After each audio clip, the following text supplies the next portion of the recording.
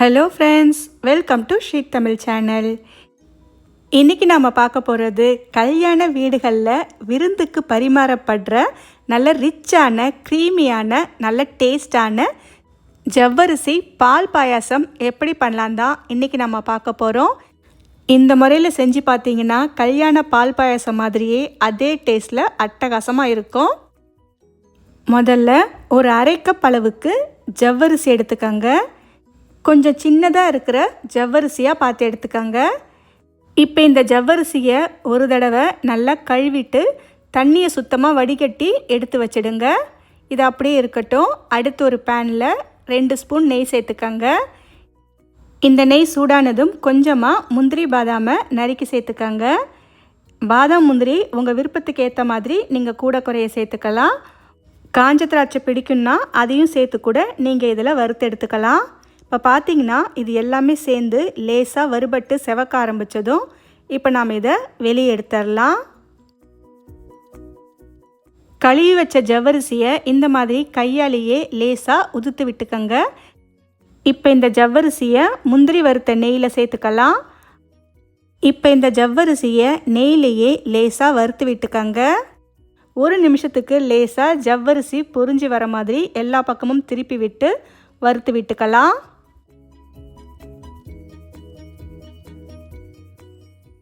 அடுத்து இதில் ஒரு 1.5 கப் அளவுக்கு தண்ணி சேர்த்துக்கோங்க.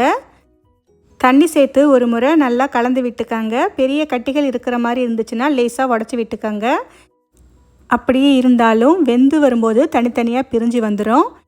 இப்போ பார்த்தீங்கன்னா ஜவ்வரிசியை அடுப்பை மீடியம் ஃப்ளேமில் வச்சு வேக விடுங்க. ஜவ்வரிசியோட அளவு தரத்துக்கு ஏற்ற மாதிரி வேகும் நேரமும் மாறுபடும். இடையில செக் பண்ணி பார்த்துக்கோங்க வெந்துருச்சான்னு. கொஞ்ச நேரத்துலேயே பார்த்தீங்கன்னா ஜவ்வரிசி ஓரளவுக்கு நல்லா வெந்து வந்துடுச்சு. இருந்தாலும் நடுவில் லேசாக வெள்ளை கலர் தெரியுது அப்படின்றதுனால இன்னும் கொஞ்சம் நேரம் இதை நல்லா வேக வைப்போம். கொஞ்ச நேரத்துலேயே பார்த்தீங்கன்னா ஜவ்வரிசி நல்லாவே வெந்து வந்துடுச்சு. லேசாக அழுத்தி பார்க்கும்போது நல்லா சாஃப்டாகவே நல்லா வெந்து வந்திருக்கு. அடுத்து இதில் ஒரு 1.5 கப் அளவுக்கு காய்ச்சி ஆற வச்ச பால் சேர்த்துக்கோங்க. பால் சேர்த்து நல்லா கலந்து விட்டுக்கோங்க.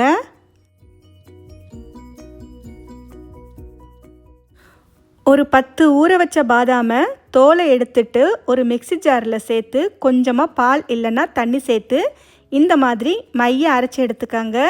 இப்போ இந்த அரைச்ச பாதாம் விழுத பாயாசத்தில் சேர்த்துக்கலாம். பால் அரைச்ச பாதாம் எல்லாமே சேர்த்து நல்லா கலந்து விட்டுக்கோங்க. ஒரு 2 நிமிஷத்துக்கு இது எல்லாமே சேர்ந்து நல்லா கொதிக்கட்டும். இது நல்லா கொதிக்கும் போதே நாம் வறுத்து வச்ச முந்திரி பாதாமை சேர்த்துக்கோங்க. கூடவே ஒரு 3 ஏலக்காயை லேசாக தட்டி சேர்த்துக்கோங்க. இது ஒரு முறை நல்லா கலந்து விட்டுக்கலாம். பால் 2 நிமிஷம் நல்லா கொதிச்சதுக்கு அப்புறமா ஒரு 1/4 கப் அளவுக்கு கண்டென்ஸ்டு மில்க் சேர்த்துக்கோங்க. கண்டென்ஸ்டு மில்க் ஆப்ஷன் தான், இருந்தால் சேர்த்துக்கோங்க. ஆனால் சேர்க்கும்போது இன்னும் நல்லா க்ரீமியாக டேஸ்ட்டாக ரொம்பவே நல்லாயிருக்கும். இதை ஒரு முறை நல்லா கலந்து விட்டுக்கலாம். அடுத்து இதில் ஒரு 1/4 கப் அளவு சர்க்கரை சேர்த்துக்கோங்க. சர்க்கரையோட அளவும் கண்டென்ஸ்டு மில்கோட அளவும் உங்கள் தேவைக்கு ஏற்ற மாதிரி நீங்கள் கூட குறைய சேர்த்துக்கலாம். சர்க்கரையும் சேர்த்து நல்லா ஒரு முறை கலந்து விட்டுக்கோங்க. சர்க்கரை சேர்த்ததுக்கப்புறம் இன்னும் ஒரு 2 நிமிஷம் மட்டும் லேசாக கொதிச்சா போதும். கடைசியாக ஸ்டவ்வை ஆஃப் பண்ணிவிட்டு ஒரு துளி அளவு உப்பு சேர்த்து நல்லா கலந்து விட்டுக்கோங்க. உப்பு சேர்க்கும்போது ஸ்வீட் நல்லா எடுத்து கொடுக்கும். அதுக்காகத்தான் உப்பு சேர்த்ததுக்கப்புறம் பாலை கொதிக்க விடக்கூடாது. அவ்வளவுதான் ஃப்ரெண்ட்ஸ். நல்ல க்ரீமி டெக்ஸ்சரில் செம்ம ரிச்சான டேஸ்ட்டில் சூப்பரான ஜவ்வரிசி பாயாசம். இந்த ஜவ்வரிசி பாயாசம் ஆறுனதுக்கப்புறம் இன்னுமே கெட்டிப்படும். தேவைப்பட்டால் காய்ச்சி ஆற வச்ச பாலை சேர்த்து ஒரு முறை நல்லா கலந்து விட்டால் கன்சிஸ்டன்சி சரியாயிடும்.